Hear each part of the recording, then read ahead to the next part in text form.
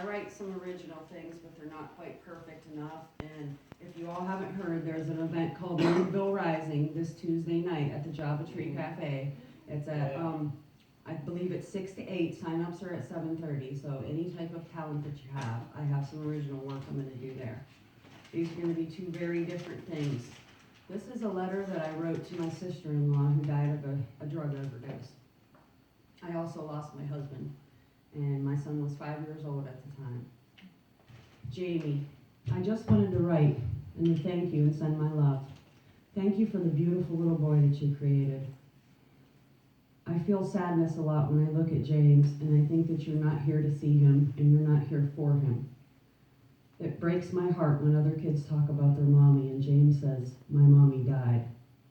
I want you to know that you are in my heart and thoughts every time that I look at him.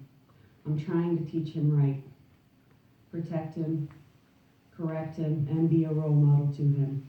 He's 3 years old now.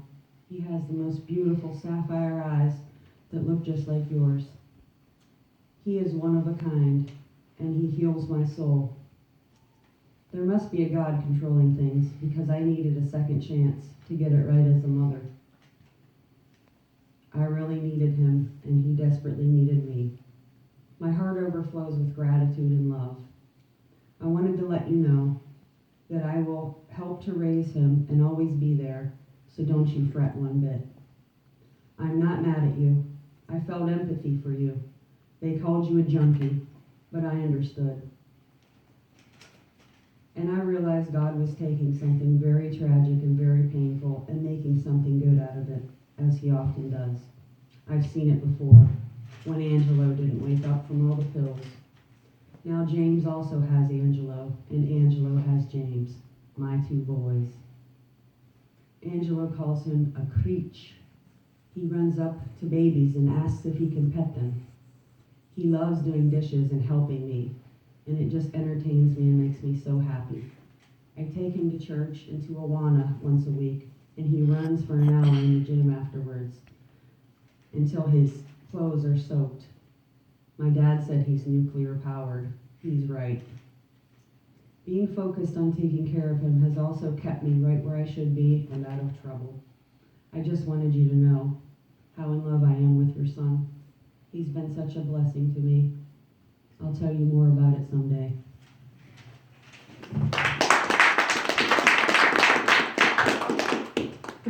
Okay, a couple of classics for you folks this evening. Thank you. Yes.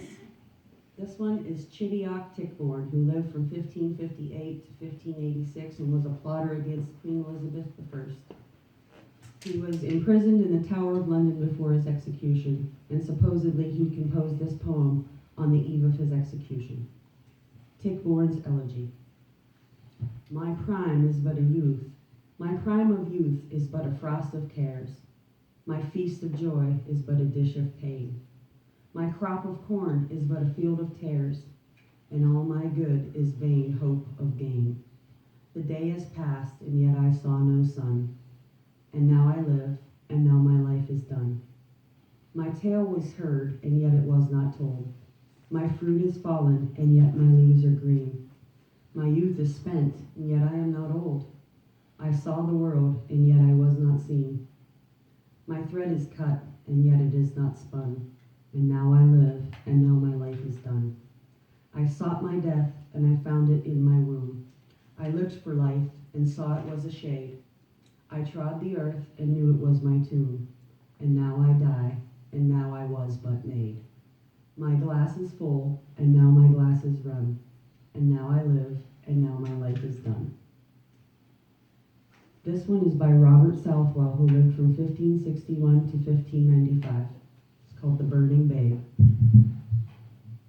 As I, in hoary winter's night, stood shivering in the snow, surprised I was with sudden heat which made my heart to glow, and lifting up a fearful eye to view the fire that was near, a pretty babe, all burning bright, did in the air appear, who, scorched with excessive heat, such floods of tears did shed, as though his flood should quench his flames, with which his tears were fed. Alas, quoth he, but newly born in fiery heats I fry. Yet none approach to warm their hearts or feel my fire but I.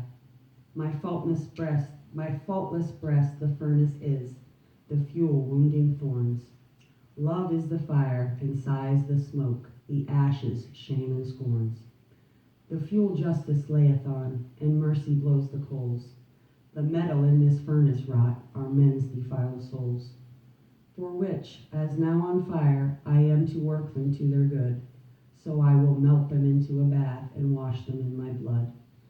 With this he vanished out of sight and swiftly shrunk away, and straight I called unto mind that it was Christmas Day.